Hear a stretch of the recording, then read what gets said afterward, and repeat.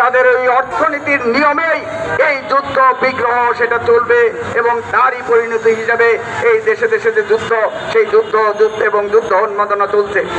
সে কারণে আমরা বলতে চাই, পৃথিবীতে থেকে যদি যুদ্ধ বন্ধ করতে হয়, শান্তি প্রতিষ্ঠা করতে হয়, ধ্বংসের পরিবর্তে সৃষ্টি করতে হয়, তাহলে সারা দুনিয়া থেকে এই পুঁজিবাদী সাম্রাজ্যবাদী যে বিশ্ব ব্যবস্থা সেই বিশ্ব ব্যবস্থার বিলোপ করে এখানে একটা সমাজতান্ত্রিক রাষ্ট্র, সমাজতান্ত্রিক বিশ্ব ব্যবস্থা, সেই ব্যবস্থা গড়ে তুলতে হবে।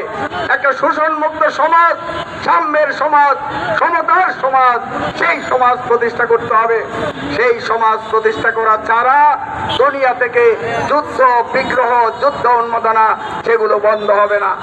সে কারণে আমরা বলতে চাই, সাম্রাজ্যবাদ তার অর্থনীতি সচল রাখার জন্য, সামরিক অর্থনীতিকে টিকিয়ে রাখার জন্য, তার পণ্যের বাজারের জন্য আগের মতো দখলদারিত্ব প্রতিষ্ঠা করতে না পারলেও তার অর্থনৈতিক যে শোষণ সেটাকে কায়েম রাখার জন্য এই ধরনের যুদ্ধ তারা চালিয়ে যাবে এবং এর পরিণতিতে তৃতীয় বিশ্বযুদ্ধের যে সম্ভাবনা সেটাকে নাকচ করে দেওয়া যায় না।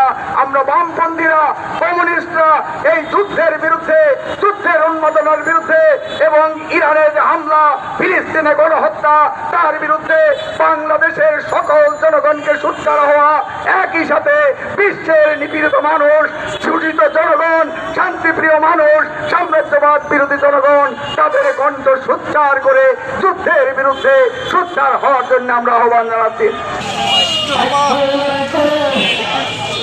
বাংলাদেশের জিন্দাবাদ, বাংলাদেশের শাসন জিন্দাবাদ। ইরানে আগ্রাসন কেন, ইরানে হামলা কেন, জাতিসংঘ জবাব চায়।